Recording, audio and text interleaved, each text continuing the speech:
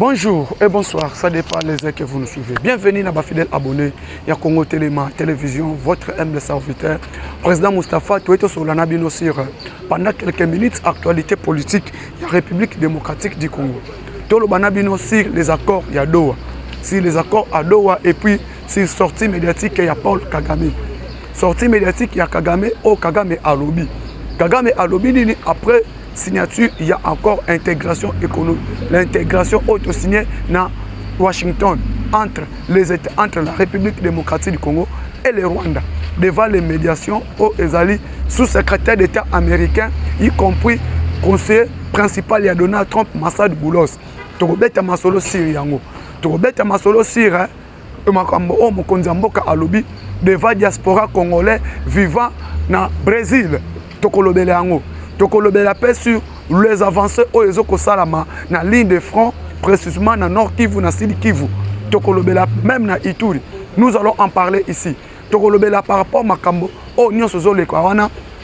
Mais na kofanda mingi na Oyo Kagame alobi parce que Kagame awangana kana sabino Kagame amesana ko wangana Kagame awangana.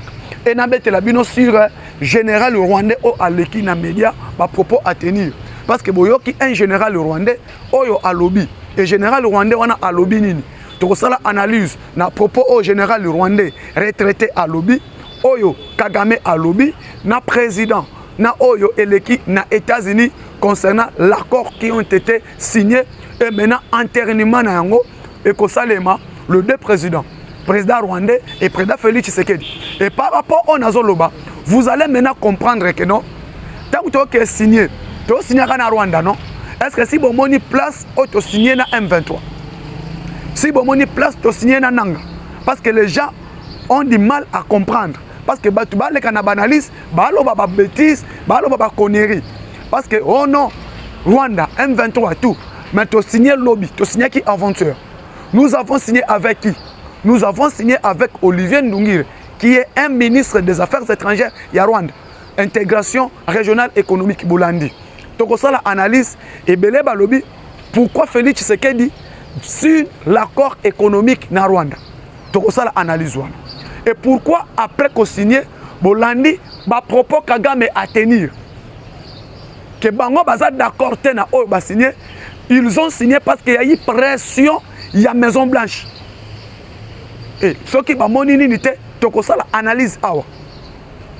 Je vous dis général rwandais wana aleki na média à lobby boy. Na 96 97, ils ont marché sur le Congo. Ils ont marché sur le Congo jusqu'à ce que a chassé Marshal Mobutu. 96 97 98 99, ils ont marché sur le Congo jusqu'à ce que a chassé Marshal Mobutu au pouvoir. Ils ont marché sur le Congo parce que le Congo, ils n'ont pas l'armée. Tout ça qui n'a armée. Na lobby boy. Le 14 juin 97, aucun militaire rwandais était au Congo. Le 15 mai, aucun militaire était au Congo. Le 16 mai, aucun militaire rwandais qui était au Congo. Le 17 mai, aucun militaire rwandais qui était au Congo. Le 18 mai et le 19 mai, que James Kabarebe a atterri. C'était atterrissage à James Kabarebe le 19 mai à partir de Congo-Brazza, à Katissi et quelques officiers rwandais. Chitia Marshal Mobutu, c'était la traîtrise mais au sein de l'armée. Donc Chitia Marshal Mobutu, les militaires, Bazalaki Babaya qui régime père Marshal Mobutu, et le peuple congolais, on était distraits. On ne savait pas, on appelait Mouzé libérateur, mais pendant que Mouzé n'était pas libérateur. Oh, Batoufobayeba. Les gens qui connaissent l'histoire doivent comprendre. Quand on parle de Chitia Marshal Mobutu, ce n'était pas les Rwandais qui ont chassé Marshal Mobutu au pouvoir. Mais l'armée, Balemba qui? Parce que Mayele qui a donné passage n'a entré à Mouzé. Les généraux Mayele, les généraux Nzimbi, les généraux, Balemba qui Marshal et peuple Bamona qui que non, dictature il y a Marshal Eleki, il faut qu'il y ait un libérateur qui vienne. Donc comment on a été que non, Mouzé, c'était proclamé président de la République, n'était pas à Kinshasa. Oh, bah tu bayebi, Mouzé est proclamé président. Mouzé s'est proclamé président dans Lubumbashi. que Moussa s'est proclamé président au Congo. Moussa s'est proclamé président Zalaki na Lubumbashi. Et chute, Mobutu, il a été trahi par Massassou. Un ancien militaire de Mobutu s'était réfugié en Angola. C'est lui que Rwanda a utilisé. Et Moussa a salaki pour que Moussa a comme président. Donc pour vous dire, vous n'avez pas marché sur Kinshasa. Le Rwanda n'a pas pu marcher sur le Kinshasa. Même Rwanda, Mobutu était Barebimisie. Jusqu'à ce qu'il y ait Guadolite. Et il y a eu même certains officiers qui balanda Mobutu na Guadolite, babo maye na Guadolite. Mobutu, ceux qui ont trahi, Mobutu d'abord, ba partenaire na ye o ba na pouvoir, ce sont eux qui ont babayaki Mobutu. Batu bayebi. Mobutu babayaki ye na bato ba na pouvoir, entre autres les États-Unis d'Amérique. Mais ce n'était pas les Rwandais qui ont chassé Mobutu au pouvoir. Les États-Unis ont utilisé un pays voisin. Utilisé yé. Et Rwanda batali quoi? Et Mouzé, parce que Nazolo Bakler, le 17 mai, Bakadogo Bazala na Congo. Bakadogo Bazala na Congo, le 17 mai. Il n'y a eu pas de Kadogo au Congo. Bakadogo Batikala Kozalate le 17 mai. Mais Batoubagomo na oh non, nini, parce que Nalina répondre à nos généraux rwandais. Marchant sur les Congo. Parce que les 16 mai, les 15 mai, les 17 mai, Bakadogo Bazala na Congo. Mouzé à Kotaki. Parce que l'armée congolaise, nos forces armées, batika ki couloir. Et là, quand on va utiliser un peu mikolo. Ceux qui battent éviter balingi ba sale en mikolo. Quand vous avez entendu le propos de Frank Tumbabwamunda, Bokolanda, ba oyo chiwewe alobaki sur le plan du Rwanda. Parce que na juin, avant l'arrestation de Frank Tumbabwamunda, l'arrestation de Bomona a été communication. Il y a le lieutenant général Chiwewe, Azo Solola, na Mouzé, na Joseph. Et vous allez comprendre, la communication na Bangoana, Bomona a été nini ba préparaki. Alors, il y a eu quelqu'un qui était déjà préparé pour soulever, révolutionner l'armée. C'était qui? C'est général Chiwewe. Et général Chiwewe, bazala qui déjà na préparation na Bango, bazo préparé comment bako sala pour révolutionner l'armée. Et c'est lui qui faisait le plan. Oh, basala ya Mayele. Et Mayele va préparer Kaye. Va préparer Kaye pour préparer le coup d'État contre Marshall. C'est le même plan. Babaneki Kosala. Rwandais banako préparer un général Chiwewe. Qu'est-ce qu'il faut faire pour que Chiwewe laisse le couloir? Batika couloir pour na batwana bakota. Et batwana zanini nde ba playa ba mobondo o bomoni o bazo préparer tout consort là. Et couloir wana ezalaki nini? Boanki bomona été le militaire batelemi. Oh non, les militaires se sont révoltés contre Tshisekedi. Babandaki yango ko préparer et Chiwewe était déjà prêt, il y a ko réaliser le plan. Plan oyo ba préparer qui pour na Marshall. Et je vais vous dire, plan nini ba préparer pour na Marshall parce que bokomo na d'abord erreur o bango bazanango. Faillite bazanango. Marshall, c'était les États-Unis d'Amérique. Balobi était au salaire libiso mingi et koki. Tu dois quitter le pouvoir. Les Américains, balemba qui Marshall. Balobi au salaire libango mingi. Maintenant tu dois partir. Et Marshall wana balemba qui est, ils ont préparé qui? Parce que bokomona Bill Jackson à l'époque, Bill Jackson qui était secrétaire d'État américain. Ayebisa Marshall, si tu ne quittes pas le pouvoir, ton corps sera tringalé dans la rue. Et Bill Jackson à l'Obaka, corps wa Mobutu et tringalé dans balabala. Corps na yo batu ba kosarane lango dans zela. C'était les Américains qui ont fait que non, Mobutu quitte le pouvoir. Était pas le plan du Rwanda. Rwanda a préparé kaka. Azwa relève pour na amesana kosala oye albanda ki koluka kosala pour na Congo. Et aujourd'hui, le plan de départ à Marshall Mobutu, Mouzé est venu, Mouzé ailleurs, tout consort là, Mouzé qui était entouré par les Rwandais, parce que le photo bête à l'isolo clair, Musée au Azalaki entouré par les Rwandais, entouré par les Rwandais, c'est lui qui fait que maintenant, aujourd'hui, tout ce que nous sommes en train de vivre et comme l'Abisso, c'est le musée Laurent Désiré Kabila. Alors, musée de Laurent Désiré Kabila, qui est venu avec James Kabarebe, avec tous ces Rwandais. Parlons maintenant, il y a deuxième partie, il y a émission. Non, émission Nabisso toujours. Tango Bomoni, Kagame a commis ko Wangana. D'abord, on a loba affrontement et Selemi na Maluku. Ce qui s'est passé na Maluku entre les Mobondo et les forces armées de la République démocratique du Congo. Je vais dire au gouverneur de Kinshasa à prendre soin de protéger la population, de prendre soin de sécuriser la population et leurs biens. Oh, elle est qui na Maluku.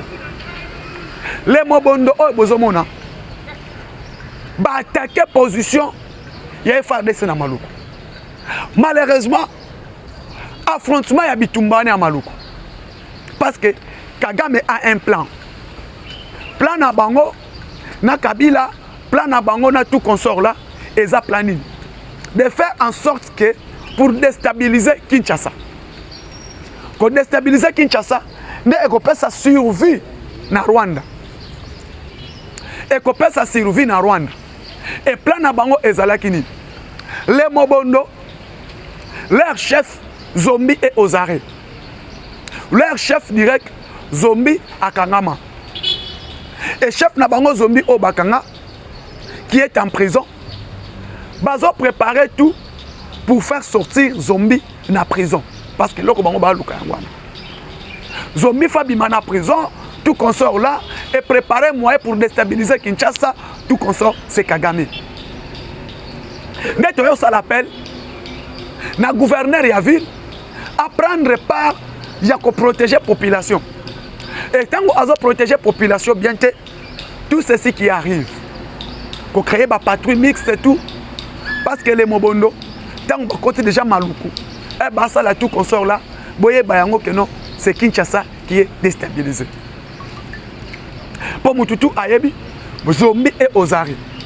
Et pendant que Zombi est aux arrêts, Batouana Bakoluka va créer Nyonso, Basala Nyonso pour nous déstabiliser.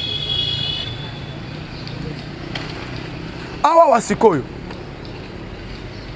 Départ na bango. Kagame awangani. Kagame awangani.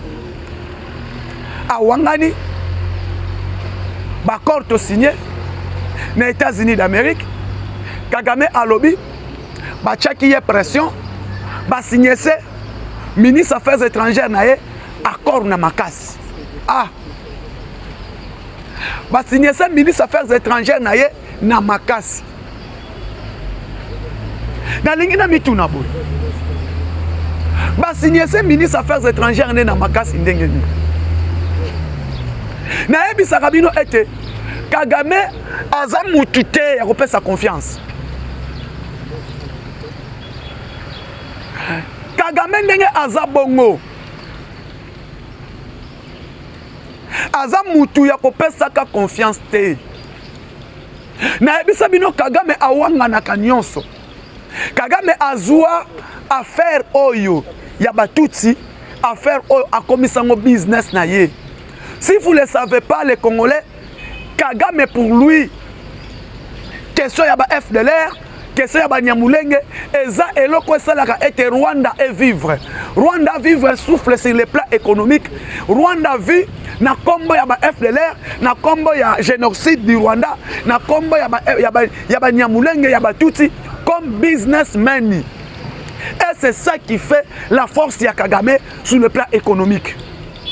Pendant que la République démocratique du Congo sera déstabilisée, pendant que la République démocratique du Congo est Kozalana Kimiate, c'est ça qui va faire la puissance ya Rwanda sur le plan économique et vivre. Je vous ai dit, Kagame a mensongère et Kagame a wanga na kandenge a respiraka. Le président Tshisekedi était devant les diasporas congolaises. Na Brésil. Expliquer comment niveau au marché.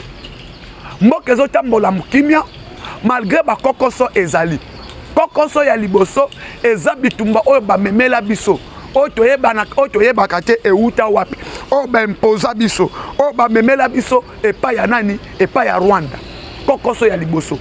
Et Preda a expliqué mikolo ezali koya esengo toza nango masolo ya Doha masolo ya États-Unis na ya Washington ezokende kitoko ekomi presque na suka oyo komemela biso kimia ya libela. Nini ezoleka na masolo wana parce que bato fo bayeba ebele bayeba te tosolo na Washington tosolo na Doha mais eloko eza nini tangu président alobi esengo ezali parce que makambo wana ekomi na suka elingi koloba nini.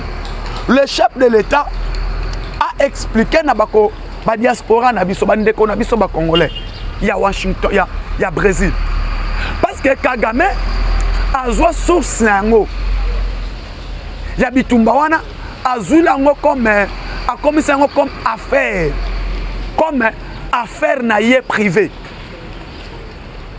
ya kolobelaka ya kolelaka mbongo masolo bitumba wana ekoma cop. Maintenant le président a identifié les problèmes. Problème ezanini. On a identifié les problèmes oyo ya bitumba oyo. Le président a eu le temps et son équipe a identifié ce problème. Bitumba oyo euti wapi et sur cicatrice na yango. Poto silisa pota ya bitumba oyo tokanga hémorragie. Nini faut sala. Il faut arrêter cette hémorragie. Parce que l'hémorragie, soki tokangi yango te ekosila kate. Parce que ba misusu ba komisi yango source de revenus. Parce que je vous ai dit la fois passée, Kagame azwango businessman na ye nde bitumba oyo. Et comme businessman na ye nde bitumba oyo. Nde esalaka puissance économique na ye. Oye komisa ye puissance sur le plan économique sur la guerre de l'Est. Le président de la République a pris le temps d'identifier ces problèmes. Il y a qu'on trouve solution, il y a bitumba oy. Tu trouves les en solution. Et tu trouves les en solution, tu yeba nini tokosala. Tu yeba tokosala nini na situation ya bitumba oy. C'est ça le problème. Le chef de l'État a luki ayeba. Et tant que Fani Tshisekedi a identifié le problème, a combien de problèmes on a tous sur la Doha, tous sur les États-Unis. Et maintenant Kagame, c'est lui qui est allé chercher le mur du Qatar. C'est lui qui est allé chercher le mur à Qatar. Pour un problème oyo. A quelque luka mur à Qatar aya mbangu. A quelque luka mur à Qatar aya akota likambo oyo. Toyeba ko trouver la solution nango pona ye abomba likambo grand problème inde Kagame abomba. Et maintenant le président de la République a révélé tout na Qatar, il a révélé tout na États-Unis d'Amérique. Et maintenant makambo au président a révélé na Qatar, a révélé na États-Unis d'Amérique, mais ekangi Kagame singana kingo. Parce que pour le président Félix Tshisekedi, il faut identifier les M23. Identifier toutes les M23, les Congolais et les non-Congolais. Tu identifier bango et toi tu identifier ba FDLR, tu identifier ba Nyamulenge, ba zonga na Rwanda. Et place wana sikoyo ko zonga ya ba FDLR, ko zonga ya ba Nyamulenge wana babenga ba Nyamulenge ba Nyarwanda. Ba na Rwanda pour Kagame Félix Tshisekedi abomié. Parce que Fatipe a telemi wana. Je n'accepte pas dès que j'identifie les M23, tous ceux qui sont des Congolais là-bas sont identifiés, bah désarmer bango, désarmement na bango et salami, bah neutraliser bango, ils rentrent au pays et maintenant au Congo ils seront jugés. Bon, moi place problème ezali. Bah zongi na mboka neutraliser, to neutraliser bango, to désarmer bango. Oh bah na problème na justice, ils vont passer na problème na justice. Et maintenant les FDLR, les Banyamulenge, tous ces gens-là, Baturanero, Baren, Tabara, ils vont tous rentrer au Rwanda. Les places Bomoni étaient, on a signé ces accords. Concernant l'intégration là, l'accord d'intégration auto-signé, qui veut dire, Tokozwa Banyamulenge, Batutsi, Touwana, Oh Kagame a commis sa fonds de commerce, Tokozongi Sabango na Rwanda, et na 4e 23, on identifie les Congolais Bananga, Bertrand Bisimwa, Sultan Bakenga, tous ces gens-là, on identifie, comme Bazongi Awa. C'est là où maintenant, ils vont voir ceux qui ont touché les armes, ceux qui ont fait ceci, Tokei. Et c'est là, nous allons faire un dialogue national. Nabatouana, Toyeba, quoi qui s'est passé. C'est là où vous entendez, il y aura dialogue national. Après, il y aura dialogue national parce que le président a non sango. Maintenant, il y a soumis à 3. L'année prochaine, il y aura soumis à 3. Et vous avez le problème sur le président à l'Obébat Balandi, porte-parole, Balandi, tweet, tout consort ce qui se passe. Il y a, à partir du départ, il y a Aimé Boji dans le gouvernement, vide Tikali. Le président dit, le ministre là qui ne produisent pas, il doit aller dehors et remplacer les autres après le dialogue national. Et place Bomoni Sikoyo, tant que Kwane Salemi, va signer Kagama Simbi Moutou. Parce que tout Kagama utilisera les fonds de commerce, les Niamoulenge, les Niatouti, tout cela, fonds de commerce naïe. Les Moïse Nyarugabou, Azaria Soruberwa, qu'ils ont créé des groupes armés au Congo, Baren Tabara, Batuiranero, tout consort là, et ça, fonds de commerce naïe. Qu'est-ce qui s'est passé? Le problème, est comme la biso. Il y a eu accord signé. Joseph Kabila, FRDC, na RDF, pour neutraliser les FDLR. Basalango. Bakote pour neutraliser les FDLR. Basalango te. Ces FDLR là, les fonds de commerce Kagame a utilisé en RDC. Fonds de commerce, ils nous agressent. Dans le projet que non, il y a les FDLR qui sont au Congo. On va créer insécurité pendant ces FDLR là, Bakima, Bakena na RDC et comme fonds de commerce naïe. Et maintenant, qu'est-ce que nous avons fait? Le président, maintenant, qu'est-ce que le Tshisekedi a compris? Tala, tous les président Moko Azamaïl. Tu vas comprendre. Lelo, elle n'a comprendre accord intégration ou a signé. C'est là où maintenant j'ai compris Félix Tshisekedi est tellement intelligent. Kagame Azwa, fonds de commerce naïe et Zaninu, il y a ba FDLR. Ba FDLR, bazana RDC, bazan menace pour Nangaï. Et maintenant les États-Unis ont compris. Na doit te comprendre. Ni il faut que la pone à FDLR. Le président Lobi, moi, je vais identifier toutes les FDLR. Ils doivent rentrer au Rwanda. On va identifier les M23. Ceux qui sont des Congolais vont rentrer au Congo. Oh, Baba Congolais, Bakozonga, Nanga, Bertrand Bisimwa, Sultan Makenga, Biamungu, Banani, tout. Ceux qui Baba Congolais, Bakoya. Ils vont venir pas dans l'armée. Pas dans l'armée. Tokozwa bango, Tokokanga bango. Parce qu'ils sont des Congolais. Yo pezwa, na kozongi c'est là ba M23 na yo, ba FDLR na yo, nyonso, ba Rentabara tout ba kozonga na Rwanda. Oyo kosala na bango, sala. Maintenant ça va créer un problème parce que na mikati na ye, ba Moïse Nyarugabou, ba Azaria Soruberwa, tous ces Rwandais, le président dit après qu'on identifie bango ba kozonga na Rwanda. Et les Congolais là, ba koya pas pour ba kota na armée, pas pour ba kota na ba institution. C'est ça le problème à Doha. Na États-Unis. Quand on a une institution, ils seront identifiés. Parce qu'il y aura un dialogue national. Dans le dialogue national, on a un dialogue. Après qu'on neutralise Bango, qu'on désengagement à Bango, parce qu'on a dit désengagement des forces négatives. On doit désengager tous ces M23. Maintenant, Kagame quitte à lui. À cause de la charge, il y a des tout si FDLR a commis sa fonds de commerce. Ils vont rentrer là-bas. Et qu'on a des sucres et qu'on bébé là-bas. Parce que Bangye Azwa Atinda Bango comme fonds de commerce. Maintenant, ils vont rentrer là-bas. Bakende Kobunda Kuna. Les places président Félix Alobi. Tant que tu as signé, ils ont même la biso Kimia Yalibela. Et Kimia Yalibela Yango, après qu'on identifie Bango, ils vont venir. Après neutralisation, désengagement à Bango. Maintenant, tous ceux qui ont touché les armes, au Rwanda a utilisé, ils vont répondre à la justice. C'est là maintenant nous allons parler de la justice transitionnelle. Et voilà la sagesse et l'intelligence. Il y a Président Tshisekedi. N'importe qui lobby, Kagame a lobby, bah tiens pression, bah faire signer ces ministres naïe, mais là qu'on a pression. Et moi je peux me poser cette question. Comment un ministre des Affaires étrangères qui doit aller signer les documents sous pression, qui n'a pas fait l'école extérieure, l'école internationale, la politique internationale. Parce que quand on voit d'affaires étrangères, on parle de la politique internationale.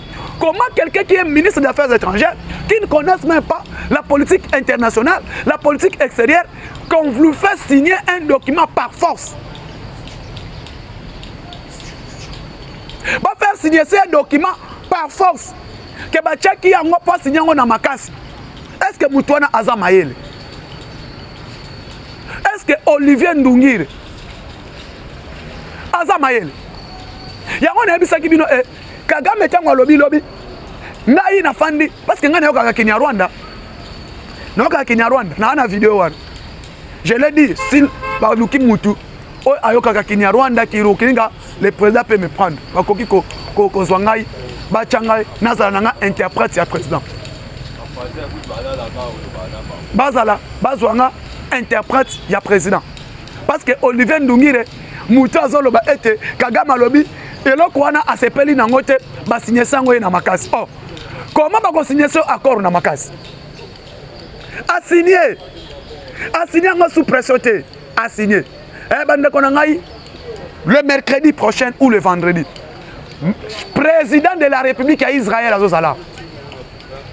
Tala. Le président de la République il y a Israël à Kozala Ao.